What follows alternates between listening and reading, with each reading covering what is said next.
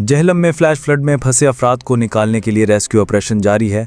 200 अफराद को रेस्क्यू कर लिया गया। पाक फौज और रेस्क्यू टीमों की इमदादी कार्रवाइयां जारी हैं। जहलम और गिरडो नवा में शदीद बारिशों के बायस बरसाती नालों में तुग़यानी आ गई है, जिसने फ्लैश फ्लड की सूरत हाल इख्तियार कर ली।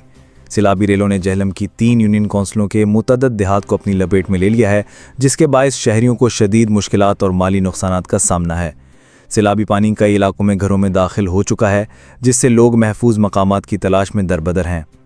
मुतासरा इलाकों में ढोक बदर, दारापोर, चक्री राजेगान, बम्भर, जलालपुर शरीफ, ढोक शाह आरिफ, सोहावा, चक मोहम्मदा और रसूलपुर शामिल हैं। जलालपुर शरीफ में मुतअद्दिद मकानात मुनहदिम हो चुके हैं।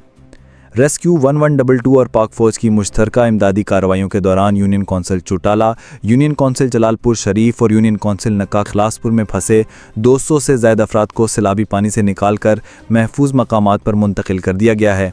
रेस्क्यू इंचार्ज के मुताबिक थाना चौटाला के पुलिस एहलकार भी सैलाबी पानी में फंस गए थे, जिन्हें निकालने के लिए खुसूसी इक़दाम किए जा रहे हैं। PDMA के मुताबिक जहलम की ढोक बदर और नक्का कला में अचानक सैलाब के बायस फंसे 40 अफराद को बेहिफाजत निकाल लिया गया है। मुतासरा इलाकों में रेस्क्यू कार्रवाइयों के लिए फ़ौज ने फ़ज़ाई मदद भी फराहम की। पाक फ़ौज और ज़िला इंतज़ामिया जहलम का सैलाब ज़दा इलाकों में ऑपरेशन जारी। सैलाब ज़दा इलाकों में फंसे अफराद को रेस्क्यू किया जा रहा है।